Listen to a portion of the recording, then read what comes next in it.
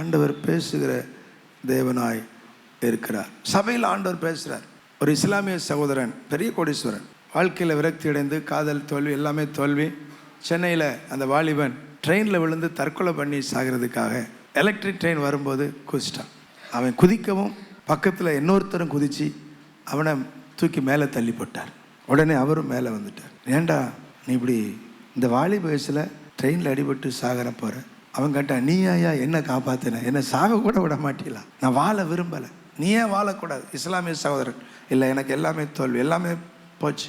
அவன் விலையுயர்ந்த காரில் வந்திருக்கிறான். அந்த காரை ஓரமாக நிப்பாட்டிட்டு தான் சென்னையில் நடந்தது, தண்டவாளத்தில் குதிச்சேன். அப்போது என்ன பிரச்சனை சொல்கிறான், ஒரு சில பிரச்சனை. அப்போ அந்த நபர் சொன்னார், நீ இயேசுவை நம்புகிறாயா, அறிந்திருக்கிறாயா? இல்லை, இதை பாரு, இயேசு தான் கடவுள், அவர் பேசுகிற கடவுள். நீ இந்த ஞாயிற்றுக்கிழமை சென்னையில் உள்ள எந்த சர்ச்சுக்குனாலும் போ, என் ஆண்டவர் வாங்க கூட பேசுவார். அப்படி அவர் வாங்கிட்ட பேசலைன்னா இங்கே வா, ரெண்டு பேரும் சேர்ந்து தண்டவாளத்தில் விழுவோம். என் தெய்வம் பேசுகிற தெய்வம், உன் சாமி மாதிரி கிடையாது, எங்கேயோ காட்டுக்குள்ளே இருக்கிறார், அப்படி கிடையாது. இயேசு உலகத்தை படைத்த தெய்வம், உண்மையான தெய்வம், பேசுகிற தெய்வம். அந்த வாலிபனுக்கு ஒரே ஆச்சரியம். அந்த வாலிபன் நான் நேரில் பார்த்துருக்கிறேன், இன்னைக்கு ஊழியம் செய்கிறார், சாகாமல் போயிட்டான்.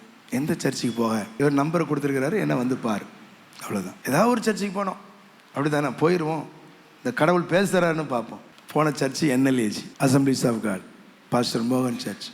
அங்கே போய் ஒரு சர்வீஸில் அங்கே 6 சர்வீஸ் நடக்கும், உட்காந்துருக்கிறார். யாருக்குமே தெரியாது, இஸ்லாமிய சகோதரன். பாஸ்டர் பிரசங்கம் பண்ணிட்டு இருக்கிறார். பண்ணிட்டு இருக்கும்போதே திடீர்னு அவருக்கு மேலே பார்க்குறாரு, இங்கே ஒருத்தன் தற்கொலை பண்ணி சாகணும்னு உட்கார்ந்துருக்கிறான். கடவுள் பேசுவாரா, இயேசு பேசுவாரா அப்படின்னு கேட்டுட்டு உட்காந்துருக்கான். டே, இயேசு பேசுவாருடா, நீ சாகாத. அரண்டு மரண்டு இப்படி ஒரு தெய்வம் இருக்கிறார்.